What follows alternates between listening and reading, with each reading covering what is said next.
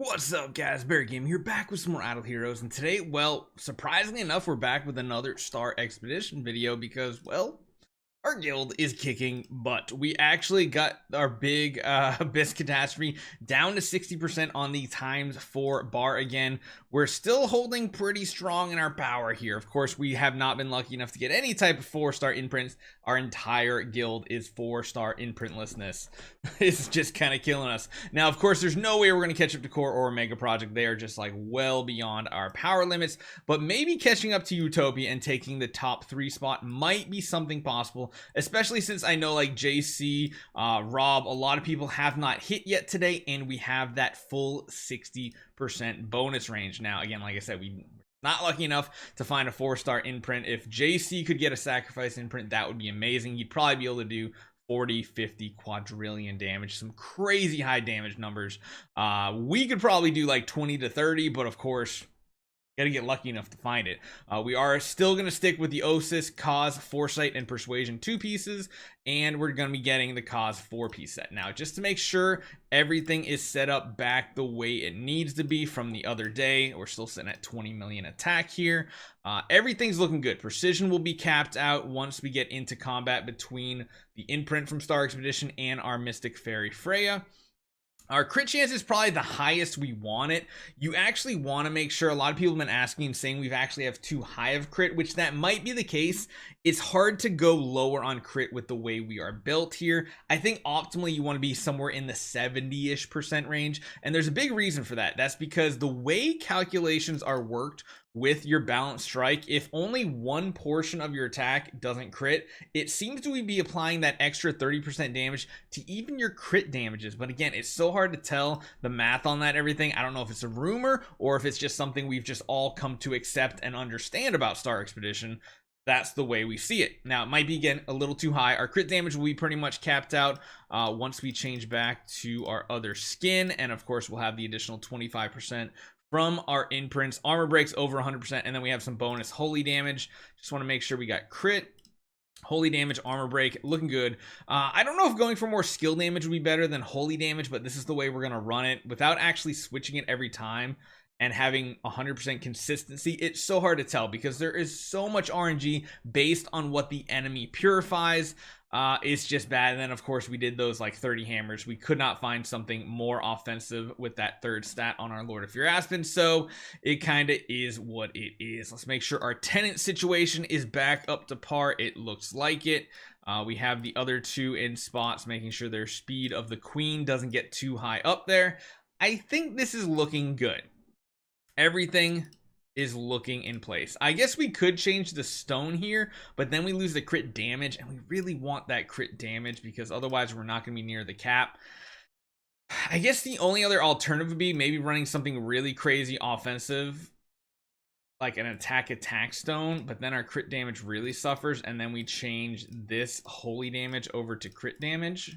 But then again, we'll be at the cap.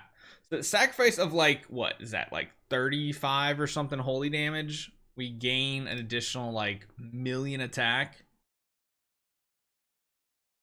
I don't know.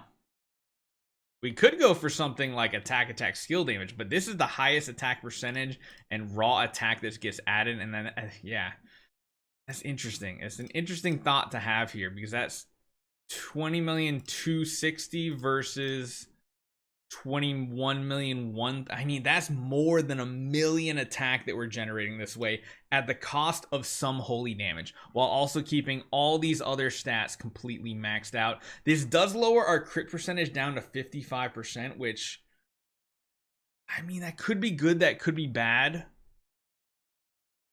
We could give it a try and see how this works out. We only have 2 attacks today because what we did last night is we did one of our bonus attacks to help everybody get lower. So I think I did my attack at like 72% to make sure we got Defier. Hit for like 6 quadrillion, which was really, really nice for that high up.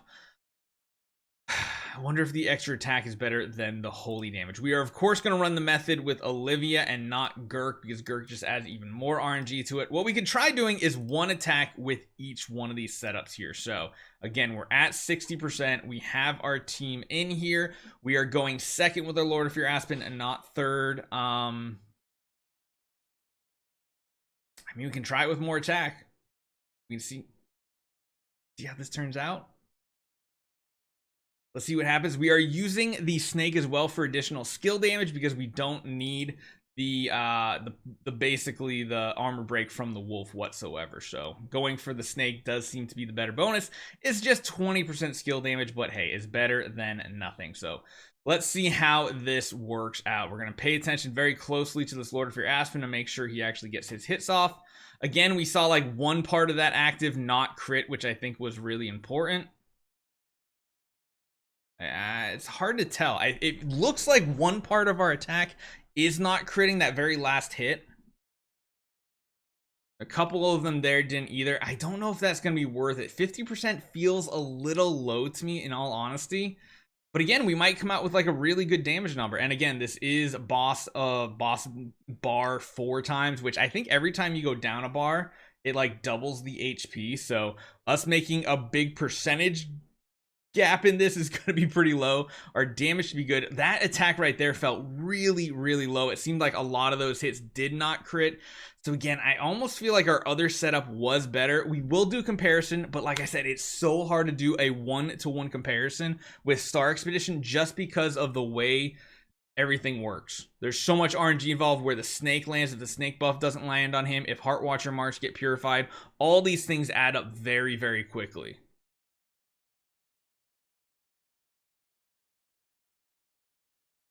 It feels like it's not critting enough, to be honest. I actually don't like this. I think I prefer our original setup. For some reason, my mind's just saying we're going to hit like 3 to 4 quadrillion on this. I don't know why. Yeah, it just seems like way too much of the hit is not hitting. So I think having a higher crit chance might be better off. Again, last round here. Let's watch the last hit from Aspen. I mean, that one was pretty good. Again, I feel like we're only going to do like a couple percentage. Yeah, that was really, really, really low. That was like horrible damage right there. Horrible damage. That's probably some of the worst damage we've ever seen. Still at 60%. I wonder if for some reason, you know what? I wonder if this could be a graphical issue also, where even though it says 60%, technically they're at like 60.34%. That could be something that might be happening here.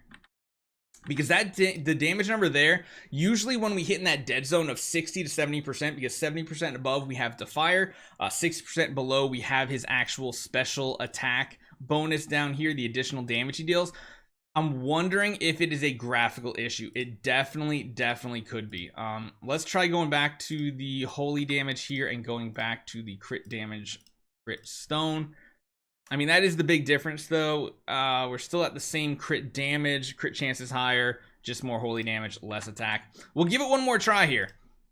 But my big guess is the fact that this might be a big hidden no-no. Don't hit at 60% maybe. Let's just skip this battle. Everything should still be set up the fine way. Yeah, I'm thinking that is a big bug because that is an extremely low damage number that we get when we are hitting within that percentage. And again, we're still in that 60% right there after 2 hits. So I almost guarantee you when it says HP 60%, you really have to be careful because I don't think it's going to start proccing that Lord of Fear Aspen. So this is a good learning moment and a really bad moment for me because right here, the big part is basically saying this part here, trigger condition of the deep sublimation for extra damage. Target's HP has to be less than 40%. That's when the Demon King's Might comes in for bosses who cannot be inflicted by fear. Aspen deals extra 120% damage and steals attack. But this right here, after the attack, if the target's HP is lower than 40, aka 60, deals additional damage 2 times and restores self HP by the damage dealt. And then it has that characteristic, the Demon King's Might, which is pretty cool. So beware. Don't do what I did. I just did a quarter of the damage we normally do.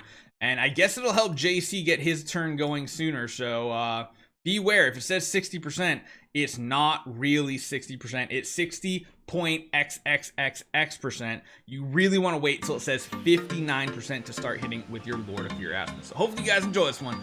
Learn something from my mistake. And I'll see you guys next time.